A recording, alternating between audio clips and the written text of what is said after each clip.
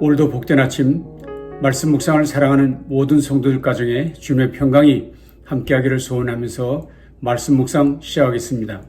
오늘 같이 묵상하실 말씀은 역대상 16장 23절에서 36절 말씀 제가 봉독하겠습니다.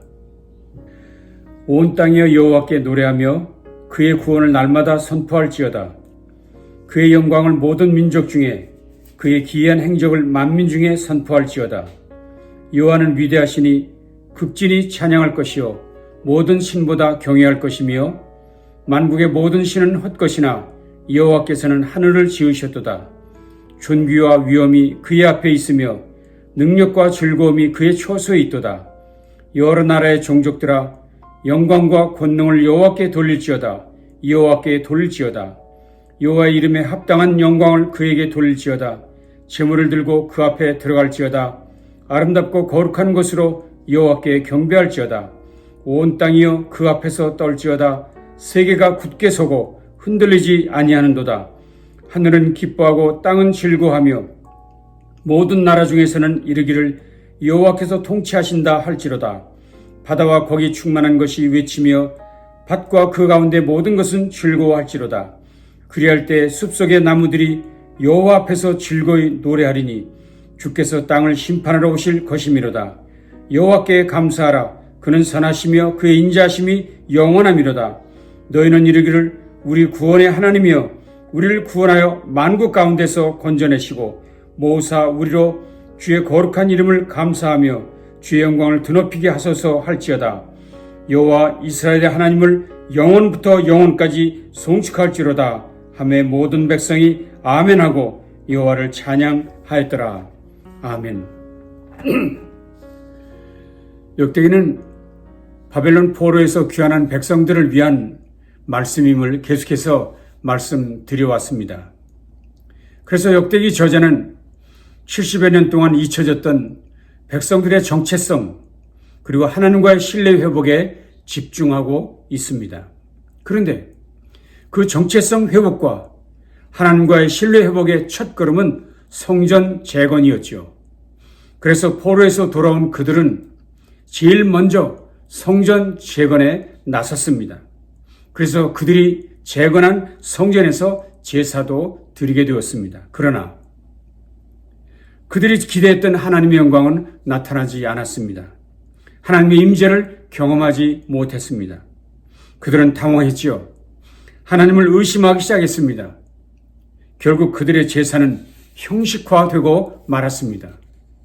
그래서 오늘 본문에서 저자는 참된 제사란 건물이 아니라 하나님과의 관계 회복이어야 한다는 것을 강조합니다.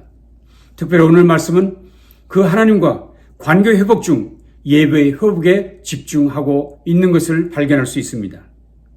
실제로 그들은 지난 70여 년 동안 제대로 된 제사, 감격 있는 예배를 드려본 일이 없었지요. 예배의 감격을 잊은 지 오래된 사람들이었습니다. 자, 그렇다면 왜 그들의 예배에, 그들의 제사에 감격이 없게 되었을까요? 그들의 문제는 무엇입니까? 그것을 가르치기 위해, 그 이유를 가르치기 위해, 그 원인을 가르치기 위해 역대기 저자는 다윗의 예배, 하나님의 임재가 충만했던 그 다윗의 예배 현장 속으로 독자들을 안내하고 있습니다. 그것은 찬양의 현장이었죠. 그 내용이 비교적 자세하게 길게 소개되었습니다. 1절부터 43절까지입니다.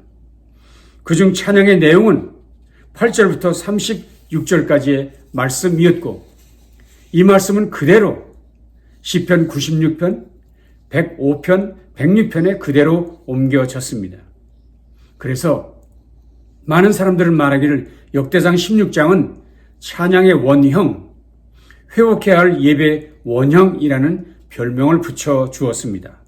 자, 이제 본문 속에서 역대기 저자가 밝히고 있는 예배 회복, 찬양 회복의 원리들을 살펴보도록 하겠습니다. 네 가지로 말씀드리겠는데 첫째는 예배의 중심은 오직 하나님이어야 한다는 것입니다. 25절, 26절을 보시겠습니다. 여호와는 위대하시니 극진히 찬양할 것이요 모든 신보다 경외할 것이며 만국의 모든 신은 헛것이나 여호와께서는 하늘을 지으셨도다. 34절도 보십시오.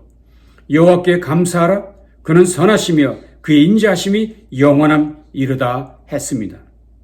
이 말씀들만 아니라 이하에 소개된 그 모든 말씀에서 분명히 말씀하고 있습니다. 그것은 찬양의 대상은, 예배의 대상은 오직 여호와 하나님 한 분뿐이라는 사실을 강조합니다. 그렇습니다. 찬양의 주어는 여호와 하나님이시며 찬양의 내용은 그의 구원 행위, 영광, 능력, 언약이었던 것이죠. 그러나 여러분, 오늘날 우리의 예배의 문제점은 무엇입니까? 그 예배의 중심에 사람이 자리를 잡고 있다는 문제입니다.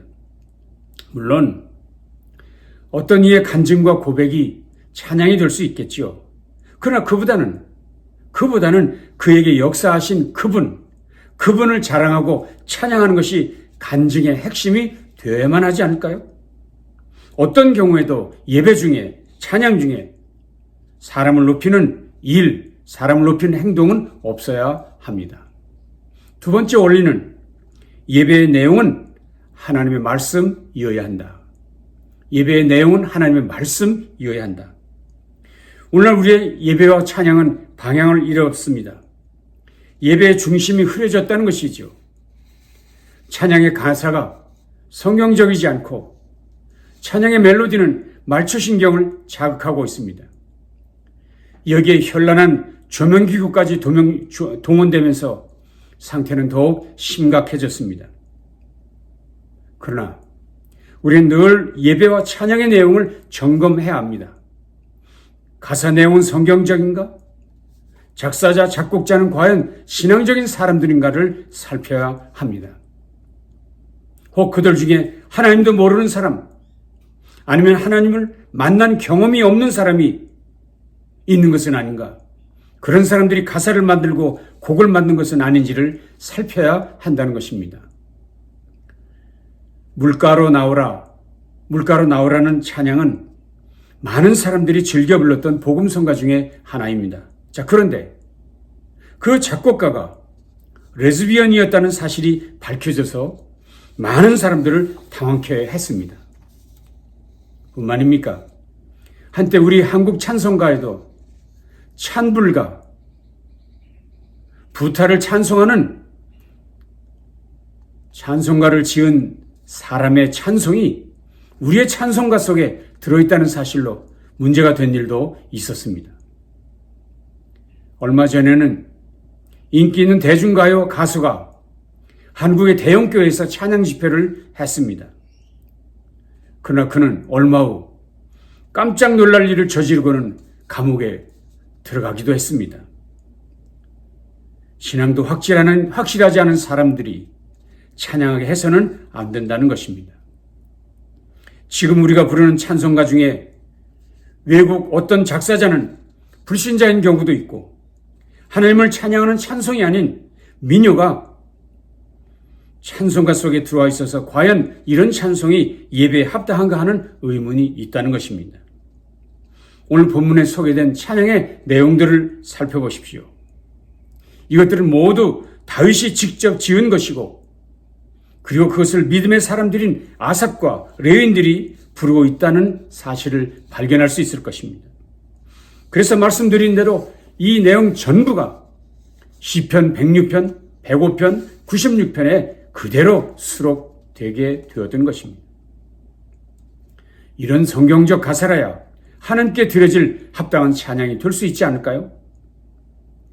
그런 의미에서 칼빈 선생이 시편 찬송을 공예배 중에 부르게 하는 것은 의미가 있다고 할 수 있습니다. 칼빈은 귀를 즐겁게 하는 것과 하나님을 향하여 찬양하는 것을 구별해야 한다고 강조하면서 예배 중 찬양은 시편이 가장 합당하다고 가르쳤고 그렇게 시행했습니다. 그렇습니다. 예배 회복, 찬양의 회복의 중심에는 말씀이 있어야 한다는 것, 말씀이 찬양의 회복의 핵심 내용이 되어야 한다는 사실을 잊지 마십시다. 세 번째 원리는 예배와 찬양은 모든 예배자가 함께 참여해야 한다는 사실입니다. 예배와 찬양은 모든 예배자가 함께 찬양해야 한다. 참여해야 한다. 오늘 본문은 이렇게 강조했습니다. 온 땅이여 여호와께 노래하며 그의 구원을 날마다 선포하라. 여러 나라와 종족들아 영광과 권능을 여호와께 돌릴지어다 라고 말했습니다. 그렇습니다. 찬양은 전체 공동체, 심지어 모든 피조물들이 함께 창조자 하나님을 향해 큰 소리로 그분을 높이는 행위라고 할 수 있습니다. 예배는 연주자들 그들의 발표의 시간이 아닙니다.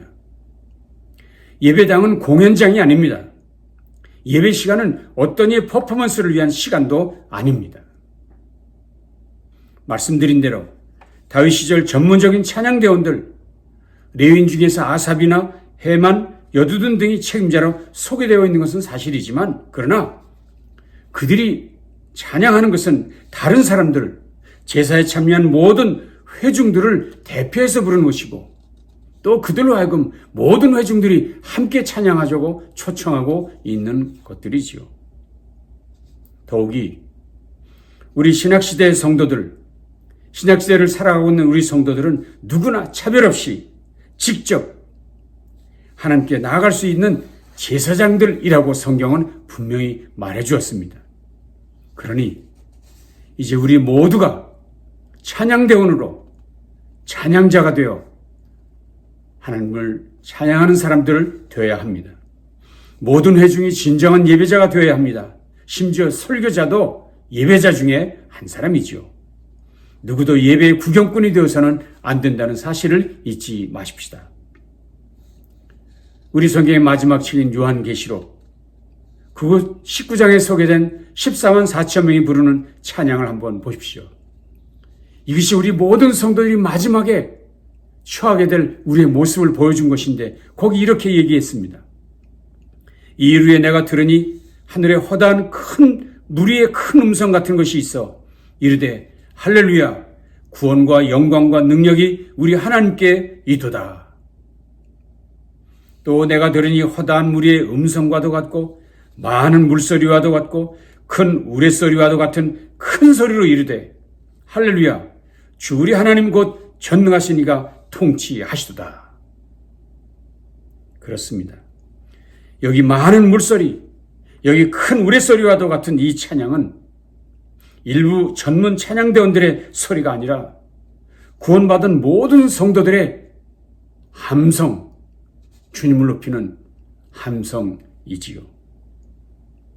우리 모두도 그날 주님 앞에서 손 높여 찬양할 감격의 그날을 고대하십시다. 그리고 이 땅에서 우리의 모든 예배 중에, 우리의 모든 찬양 중에 그 일을 실천하는 저와 여러분 모두 되시기를 간절히 바랍니다. 마지막 네 번째 원리는 무엇입니까? 예배 회복, 감격 있는 예배는 성령님의 도우심이 절대적이다. 예배 회복, 감격 있는 예배는 성령님의 도우심이 절대적이다. 빌립보서 3장 3절을 보십시오. 하나님의 영으로 예배하며 그리스도 예수 안에서 자랑하며 육체를 신뢰하지 않는 우리야말로 참으로 할례를 받은 사람입니다.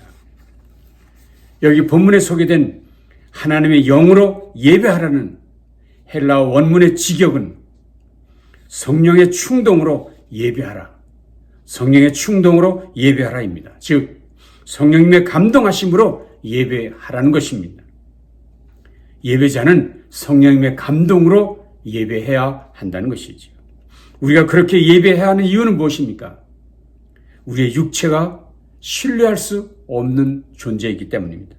만일 우리의 육체가 하고 싶은 대로 하지 않은 대로 한다면 우린 결코 거룩하신 하나님을 예배할 수 없습니다. 그래서 예수님 일찍이 우리에게 명령하셨습니다. 아버지께 참되게 예배하는 자들은 영과 진리로 예배할 때가 오나니 곧 이때라. 하나님은 영이시니 예배하는 자가 영과 진리로 예배할지니라 말씀하셨습니다. 우리의 예배를 받으실 그분이 영이시니 예배하는 자는 영으로, 그분의 영으로 예배해야 한다는 것입니다. 더욱이 하나님을 정말 예배할 수 있는 자는 성령님에 의해 새롭게 태어난 자가 아니면 예배할 수 없습니다. 하나님께 진심으로 예배할 수 있는 자는 오직 성령으로 거듭난 자만 하나님을 예배할 수 있다는 것입니다. 그래서 우리들의 예배, 우리들의 찬양은 성령님께 이끌림 받는 예배가 되어야 하고 성령께서 온전히 주관하시는 예배와 찬양이 되어야만 합니다. 그것이 진정한 예배의 참 모습이라 할 수 있는 것이죠. 하나님께서는 그렇게 진정으로 예배하는 자를 오늘도 찾고 계신다고 성경은 말하고 있습니다. 오늘 말씀을 정리하겠습니다. 오늘 본문인 역대상 16장의 마지막 말씀이 매우 인상적입니다. 한번 여러분도 소리내어 읽어보시죠. 이에 뭇 백성은 각각 그 집으로 돌아가고 다윗도 자기 집을 위하여 축복하려고 돌아갔더라. 하나님께 찬양의 제사를 드린 후 다윗도 백성들도 모두 각자의 집으로 돌아갔다 했습니다. 그런데 그들이 그저 돌아간 것이 아니라 그들이 돌아가서 축복을 했다. 축복하기 위해서 각자의 집으로 돌아갔다 했습니다. 여러분, 이 장면을 상상해 보시죠. 그날 하나님께 예배한 그날의 감격이 너무나도 커서 그 감동을 가지고 집으로 돌아갔고, 그리고 집에 돌아가서는 가족들에게 복을 빌었다는 것입니다. 이 찬양의 예배가, 진정한 예배가 가져다주는 이 아름다운 축복이 가정에게까지 확장된 것을 볼 수 있습니다. 우리에게도 이런 감동, 이런 감격의 예배가 있어야만 합니다. 우리의 찬양도 이런 감격이 있어야 합니다. 사랑하는 성도 여러분, 예배는 그 교회의 영적 상태를 드러내는 리트머스 시험지와 같습니다. 그래서 한 교회는 그 교회의 영적 수준을 능가하는 예배를 드릴 수 없습니다. 뿐만 아니라 그 교회 예배에 참여하는 신자들은 자신들이 드리는 예배 이상의 삶을 사는 것이 불가능합니다. 참된 예배가 그 교회의 질을 드러내고 참된 예배가 성도들의 삶을 드러낸다는 이야기죠. 신앙의 수준은 예배에서 드러납니다. 예배의 질은 삶 속에서 밝혀질 것입니다. 이제 우리의 예배, 찬양을 심각하게 돌아보아야 하겠습니다. 과연 우리의 찬양과 예배 하나님께 집중하고 있습니까? 과연 우리의 예배와 찬양, 말씀이 중심이 되고 있습니까? 그리고 과연 우리 모두 예외 없이 진정한 예배자, 우리 모두가 찬양자가 되고 있습니까? 그리고 우리는 참된 예배를 위해 성령님을 전적으로 의지하고 있습니까? 이제 우리의 모든 예배와 찬양이 하나님 주시는 감격과 감동으로 늘 충만해서 주님의 기쁨과 자랑이 우리 속에 넘치게 되기를 주님의 이름으로 축원합니다. 기도하겠습니다. 주님, 오늘도 귀한 아침 주시고 말씀 앞에 서게 하시니 감사합니다. 우리의 진정한 회복은 하나님과의 관계 속에서 이루어지고 그 하나님과의 관계는 예배와 찬양을 통해 이루어지는 것을 알게 되었습니다. 하나님만 바라보는 예배되어지게 하시고 말씀이 있는 예배되어지게 하시고 우리 모두가 예배자로 함께 참여하며 성령의 도우심을 구하며 나아가는 우리 모두 되도록 함께해 주시옵소서. 그 예배의 감격과 찬양의 감동이 우리의 삶을 새롭게 하는 놀라운 은혜가 있게 할 것을 간구하며 예수님 귀하신 이름으로 간절히 축복하며 기도합니다. 아멘. 남날도 주님과 함께 승리하시겠습니다.